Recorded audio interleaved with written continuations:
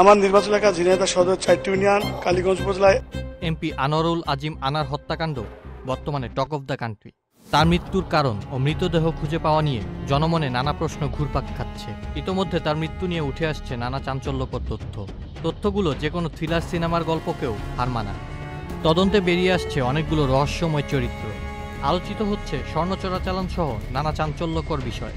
শুরুতেই মাস্টারমাইন্ড আনারের বাল্যবন্ধু শাহিন ও হানি ট্র্যাপ হিসেবে কথিত মডেল শিলাস্তি রহমানের নাম আসলেও দিন পার না হতেই বেরিয়ে আসছে আরও নতুন কিছু নাম।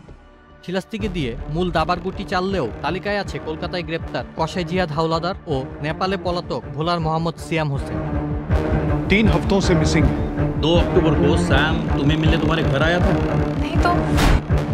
দৃশ্যম সিনেমাকেও হার মানায় ঝিনাইদহ 4 আসনের সংসদ সদস্যের খণ্ডিত দেহ খোঁজার গল্প। কলকাতা ফ্ল্যাটের ভাইরাল দুটি সিসিটিভি ফুটেজে দেখা যায় দুই ব্যক্তি ফ্ল্যাট থেকে বের হচ্ছেন এবং একটি বড় ট্রলি ব্যাগ নিয়ে লিফটের কাছে দাঁড়িয়ে আছেন। অন্য একটি ফুটেজে দেখা যায় ওই দুজন ট্রলি ব্যাগ নিয়ে আবার ফ্ল্যাটে ঢুকছেন। ভারতীয় গণমাধ্যম এনডিটিভি ও ভারতীয় গোয়েন্দা সংস্থার বিবৃতিতে জানা যায় সিসিটিভিতে দেখানো সেই ট্রলি ব্যাগে ভরা ছিল এমপি আনারের লাশের খণ্ড বিখণ্ড অংশ। হাড়গুলোকে ছোট ছোট টুকরো করে কেটে ফেলা হয়েছিল এবং চামড়াও ছাড়িয়ে নেওয়া হয়েছিল। এমন নৃশংস কাজটি সম্পন্ন করে কসাই জিহাদ নামে ভাড়াটে খুনি। 5 কোটি টাকায় সম্পন্ন হয় সেই কাজ। তারপর ট্রলি ব্যাগে প্যাকেটগুলো ভরে ফ্ল্যাট থেকে বের করে নিয়ে কলকাতার বিভিন্ন অঞ্চলে ফেলে দেয় খুনিরা। ভিডিও ফুটেজে দুই ব্যক্তিকে দেখা যায়, তাদেরকেই এমপি আনারের কন্ট্রাক্ট কিলার হিসেবে বলা হয়। শুরু হয় কলকাতার জলাশয়গুলোতে এমপি আনারের দেহের খণ্ড খোঁজার অভিযান। কলকাতা সঞ্জীবা অ্যাপার্টমেন্টের সেপটিক ট্যাঙ্ক থেকে 28 মে বেশ কিছু মাংসের টুকরো উদ্ধার করার কথা জানায় পুলিশ। তারপর ঘটনা আরও নাটকীয়তায় রূপ নেয়। প্রাথমিকভাবে ধারণা করা হয় এটা আনারের দেহের অংশ। ডিএনএ পরীক্ষার জন্য অংশগুলো ভারতের কেন্দ্রীয় ফরেন্সিক ল্যাবে পাঠানো হয়।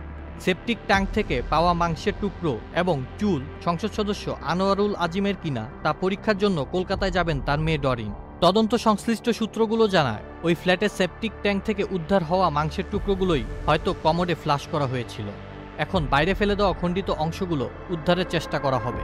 এজন্য জিহাদকে গ্রেপ্তারের পর কলকাতা পুলিশ তাকে নিয়ে গত 1 সপ্তাহে বিভিন্ন স্থানে তল্লাশি চালিয়েছে। সিয়ামকে গ্রেপ্তার করতে পারলে লাশের বাকি অংশগুলো উদ্ধার হতে পারে। সিয়াম নামক চরিত্র নিয়ে তৈরি হয়েছে নতুন রহস্য। মোহাম্মদ সিয়াম হোসেনের বাড়ি ভোলার বোরহানউদ্দিনে। এলাকায় সবাই তাকে সাগর নামে চেনে। আনার হত্যায় এতগুলো চরিত্রের নাম আসলেও হত্যার মূল কারণ রয়ে যাচ্ছে অজানা।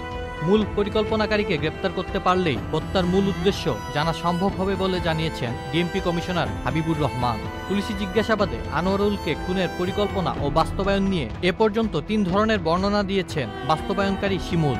এমনকি লাশের খণ্ডাংশ যে স্থানে বা খালে ফেলার কথা বলেছেন সেখানে তল্লাশি করেও কিছু পাওয়া যায়নি।